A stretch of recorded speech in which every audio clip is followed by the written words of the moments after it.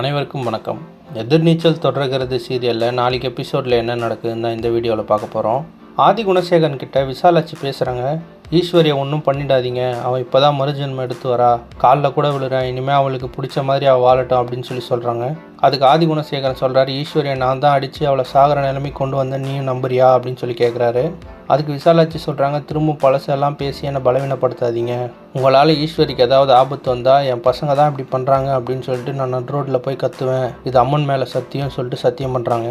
அதுக்கு ஆதி குணசேகரன் சொல்கிறாரு, எங்களால் உன் மருமகளுக்கு ஆபத்து வராது, ஆனால் உன்னால் ஆபத்து வந்துருமோன்னு பயமாக இருக்குது அப்படின்னு சொல்கிறாரு. அவர் அப்படி சொன்னதை விசாலாட்சிக்கு ஒன்றுமே புரியல. அப்போ ஆதி குணசேகரன் சொல்கிறாரு, நீ உனக்காக ஒரு சத்தியம் பண்ணலை, இப்போ உன் மருமகளுக்காக ஒரு சத்தியம் பண்ணணும், அப்படி நீ பண்ணலன்னா கதிர் ஞானம் அறிவுக்கரிசிலாம் கையில் கிடைக்கிறத எடுத்துக்கிட்டு ஹாஸ்பிட்டல் கிளம்பிடுவாங்க அப்படின்னு சொல்கிறாரு.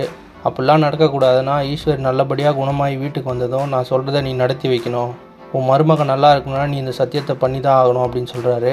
அப்போ என்ன பண்ணுறதுன்னு தெரியாமல் விசாலாட்சி அழுதுகிட்டே சத்தியம் பண்ணிட்டாங்க. அதுக்கப்புறம் பார்த்தீங்கன்னா அறிவுக்கரசி, ஆதி குணசேகரன், கதிர் ஞானம்லாம் வெளியே போய் பேசுகிறாங்க. அப்போ அறிவுக்கரசி சொல்கிறாங்க, ஈஸ்வரி எழுந்து வந்து உங்களை மாட்டி விட்டுட்டா என்ன பண்ணுறது அப்படின்னு கேட்குறாங்க. அதுக்கு ஆதி குணசேகரன் கேட்குறாரு, என்ன உளர்ற அப்படின்னு கேட்குறாரு. அப்போ அறிவுக்கரசி சொல்கிறாங்க, எனக்கு எல்லாம் தெரியும், நான் அந்த வீடியோ பார்த்துட்டேன், நீங்கள் தானே ஈஸ்வரியை செவத்தில் பிடிச்சி தள்ளினீங்க அப்படின்னு சொல்கிறாங்க. இப்போ ஈஸ்வரி குணமாயிட்டு வந்து உங்களுக்கு எதிராக கோர்ட்டில் சொல்லிட்டா நம்ம கூண்டோடு உள்ளே போக வேண்டியதான் அப்படின்னு சொல்கிறாங்க. அதுக்கு குணசேகரன் சொல்கிறாரு, அதான் அம்மா சத்தியம் பண்ணிட்டாங்கல்ல, இனிமேல் நடக்கிறத நம்ம பார்த்துக்கலாம் அப்படின்னு சொல்கிறாரு.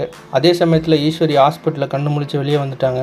அவங்கள பார்த்த நந்தினி, ரேணுகா, ஜனனி எல்லாம் அவங்கள கட்டி பிடிச்சி அழுகுறாங்க.